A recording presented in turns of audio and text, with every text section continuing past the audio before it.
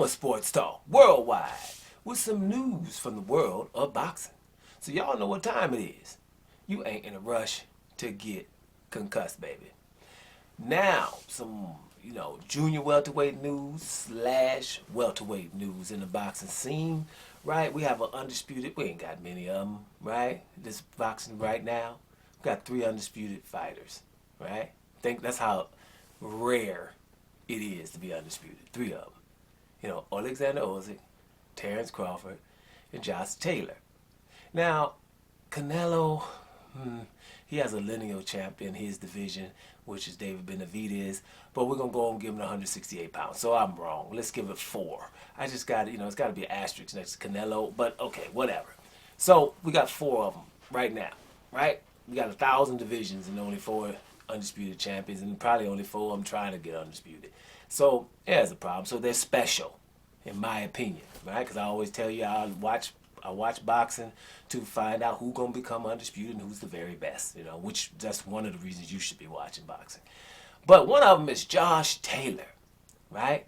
Josh Taylor's still undefeated, undisputed 140 pounds, right? But Josh Taylor's been in the news of late because he got a decision against Jack Catterall, right? Over there in England, both of them are English. So, he got a good decision, right, against Jack Catterall. Some were calling it a robbery, and there's a lot of outrage because of it. I'm hearing some of the stars even coming out outraged about the decisions, wanting open scoring. I heard Tyson Fury and Canelo Alvarez wanting open scoring. Canelo probably would, because he had open scoring against Austin Trout in San Antonio, and it was foul. Right? Just look at the first 4 rounds, because this is what open scoring means. After the 4th and the 8th rounds, you are told what the score is. Right? So after 4 rounds, Canelo and Austin Trout are fighting. Austin Trout, in his mind, and mine as well, and probably yours, he won at least 3 of those first 4 rounds. Right? I'll give it 2 apiece. But whatever it was, he was told that he didn't win any.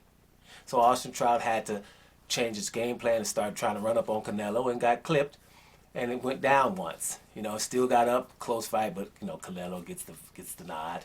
Matter of fact, I don't even think the decision was close after a while. So those are the reasons why open scoring is also not a good thing, right? Bottom line is, what you have to do is cheat. Stop cheating. You have to get these people that are judging the fights to have headphones on, be oblivious to sound, and have to answer for their scorecards after the fight to an arbitrary panel. That will do it, right? Not to, because you're working for somebody, right? Which is the house promoter. You're working for them, right? So when in doubt, the dude who's paying me, fighter, has got that round. You see what I'm saying? So if that's going to continue to be that the promoter is able to pay the judges, then they have to go to an arbitrary panel after the fight and answer for those cards and amend them if they were wrong. Those are the kind of things. But be that as it may, the outrage is what I'm seeing with Catterall and Josh Taylor. I personally think Josh Taylor probably nipped it or was close, right? Maybe a tie, but I didn't see a robbery. I already did a video about that. I didn't see a robbery. I don't think it was worse than Guillermo Rigondeaux versus Casemiro. I don't think it was that worse than Danny Jacobs versus who he just fought. I forget who Danny Jacobs just fought, man, and it's going to hit me. But the dude didn't beat Danny Jacobs. And I remember only Gabe Rosado told the truth. No, John Ryder. That's who it was. John Ryder got a decision against Danny Jacobs and didn't win the fight at all. And it wasn't this outrage. Matter of fact, John Ryder don't even have to have a rematch against him. No one came out and said nothing.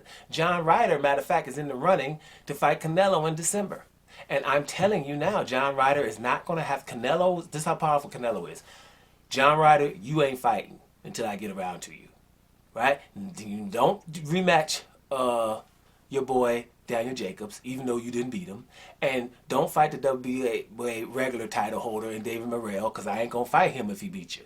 Right? So you stand pat until December. And that's what's going to happen. And Makabu, I'm thinking about fighting you 2 up in cruiserweight, even though you ain't the best cruiserweight. Don't you dare go fight Morris Bridas or Dorticus or any other stuff up there, or Okoli or something. Stay right where you are, because I'm trying to get an easy touch in the cruiserweight division. They're not going to fight. You think I'm lying? That's what Caleb Plant did. Caleb Plant should have fought Benavidez in the interim, or Andrade or something, right? Before Canelo, he was waiting forever for Canelo. Canelo told him, don't fight. Right? Not officially, but that's when he ain't fighting. Once Canelo said he might fight you. Right? So, but my point is back to the point is, the bottom line is, you know, the Catterall and Josh Taylor fight, they should be a rematch. But Josh Taylor shouldn't have lost 4 titles because he barely got beat, if he barely got beat. Because the people, we just saw other people, you know, and I'm just told you. You know what I'm saying? So, you know, if we're going to be outraged, just get outraged with everybody. You know, not just people, you know, well, whatever. You know what I'm saying? So, that's the only thing about that. And let's see what happens. Now, Josh Taylor should fight Catterall again. They, you know, he's saying he can't get to 140, maybe 144 or whatever, 143, right? Fight him again. But what Josh Taylor better not do is go up to welterweight, right? If you go up to welterweight, Josh Taylor, right now, he's going to be marginal. You know, he's not going to be upper echelon. He's not going to be in the top 5, and not in the welterweight division. And I think he should hold up a little bit, handle his business, see if he can probably get a catchweight fight or 2, you know, get himself acclimated, because, you know, you're talking welterweights, you're talking about the people that's not even, you know, champions there, like Virgil Ortiz or Jerron Boots Ennis versus Taylor. Who you got? You know what I mean? We ain't got to talk about Spence and Crawford.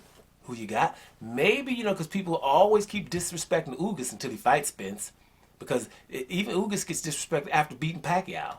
After giving Sean Porter all he can handle.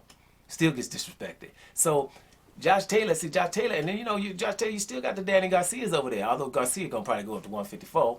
But it's some fights in there. And I don't think that Josh Taylor right now is going to be an upper echelon 147 pounder. So I think he should go ahead and readdress what's going on with Catterall, because now it's a bigger fight now. If he readdresses Catterall, it's a bigger fight now. So maybe he should do that.